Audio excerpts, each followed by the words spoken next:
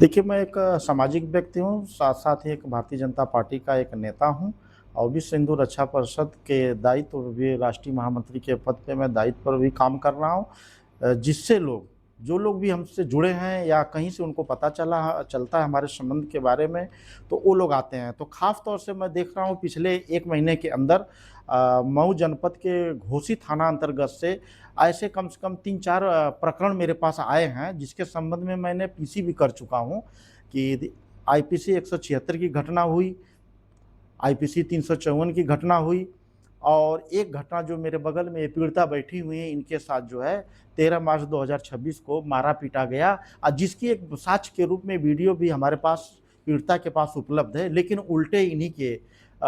विरुद्ध जो है मुकदमा पंजीकृत कर दिया गया।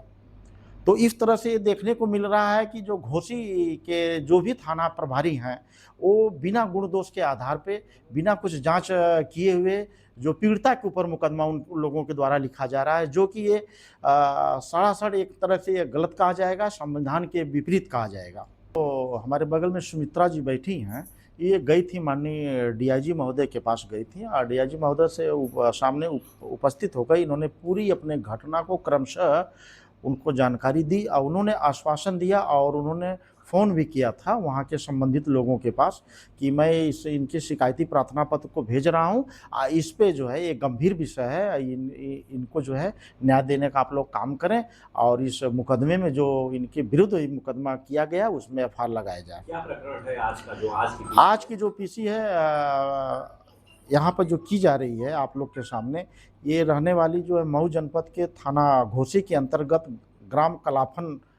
की रहने वाली हैं। इनका नाम है सुमित्रा चौहान। इनके साथ जो है 13 मार्च 2026 को इनके पड़ोसी हैं 3-4 लोग हैं, वो काफ़ी मनबड़ और दबंग किस्म के व्यक्ति हैं और उन लोगों द्वारा जो है इनको जो है काफ़ी मारा-पीटा गया, जिसका संबंध में साक्ष्य के रूप में वीडियो भी इनके पास उपलब्ध है। हम लोग संविधान पर विश्वास रखते हैं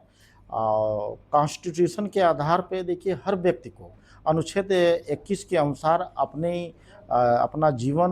और अपने शरीर के रक्षा के लिए वो प्राकृतिक और मौलिक अधिकार प्राप्त है। तो उस प्रकार से इन लोगों ने जो बचाव कर ही रहे हैं, हम लोग जो है संविधान के अंतर्गत जो भी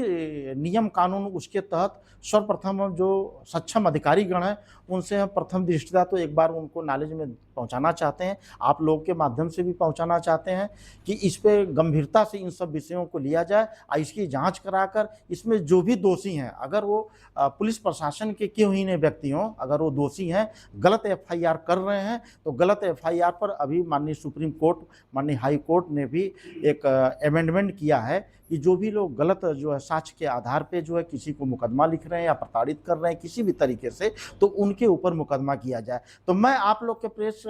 बंधुओं के माध्यम से, आपके social media, print media, electronic media के माध्यम से उन लोगों तक ये एक सूचना पहुंचाना चाहता हूं कि यदि जो भी व्यक्ति इसमें सम्मिलित हैं और गलत तरीके से पीड़िता के विरुद्ध ही मुकदमा लिखा जा रहा है, उनके ऊपर जो सक्षम अधिकारीगण हैं, जैसे हमारे मंडल के जो हमारे आजमगढ़ के जो डीआईजी हैं, आजमगढ़ परिक्षेत्र आजमगढ़ के, उनसे भी मेरा विनम्र निवेदन है और एक अनुरोध है कि इस प्रकार के जो भी उनके सर्किल में कोई भी घटना की जा रही है, अगर पीड़िता के ऊपर उल्टे मुकदमा लिखी जा रही है, तो ऐसे प्रकरण को गंभीरता से लेते हुए उस पे जांच कराकर उनके ऊपर विशेष कार्रवाई करनी चाहिए। देखिए, इस तरह का तो जो आपने अभी प्रश्न हमसे पूछा है, ये तो जिले के कप्तान महोदय एक अपने लॉ एंड ऑर्डर के सुपरविजन अथॉरिटी के प्रमुख होते हैं। उनको ये देखना चाहिए कि किस थाने में कहाँ लापरवाही हो रही है, कहाँ अच्छाई हो रही है, उसका मूल्यांकन उनको स्वयं करना चाहिए। मूल्यांकन करने के अनुसार ही उनको दायित्व देना चाहिए, जो मेरे समझ से। जो देश चल रहा है संविधान पे चलता है, न कि किसी के प्रभाव से। तो साफ जाहिर हो रहा है कि वो संविधान को ताक पे रख के वो काम कर रहे हैं, जिससे भारतीय जनता पार्टी की जो छवि जो कुछ अधिकारी हैं, कर्मचारी हैं, खराब करने की कोशिश कर रहे हैं। ये हमारे बगल में बैठे हुए हैं और ये उसी थाना अंतर्गत के लखनी मुबारकपुर एक गांव पड़ता है, वहाँ के आप रहने वाले हैं। इनके साथ भी जो संबंधित इनका जो न्यायालय है, एसडीएम महोदय द्वारा साफ शब्दों में लिखा गया है कि इनके ज़मीन पे न्यायालय में मुकदमा विचाराधीन है। तब तक इसमें इनका विपक्षी कोई कार्य न करे, ये वहाँ के थाना प्रभारी एसएचओ महोदय को निर्देशित किया गया। उसके बावजूद भी उस मुकदमे का हवाला है, फिर भी जो है लॉ एंड ऑर्डर जो वहाँ संभाल रहे हैं थाना प्रभारियों द्वारा, इनके ऊपर कोई जो है इनकी विपक्षी के ऊपर कार्रवाई नहीं की जा रही है। तो इससे प्रतीत हो रहा है कि